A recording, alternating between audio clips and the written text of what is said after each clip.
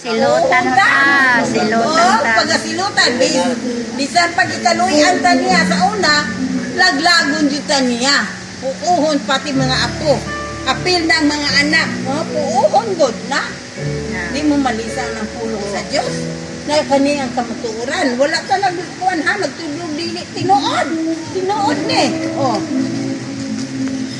Sa inyo ni ikatugyan niya ang simbahan alang kaniya mismo diha sa bugkos niyang kaanyag.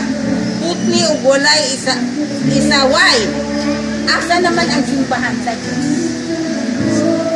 Ang simbahan Nasa kasing-kasing. Nasa kasing-kasing.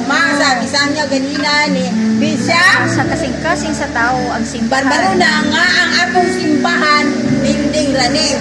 Pero ang spirito nga simbahan nato sa kagalingan kung nagasunod ka sa pulong sa Diyos. Kinahanglan nga ang mga bana may gugma sa ilang asawa.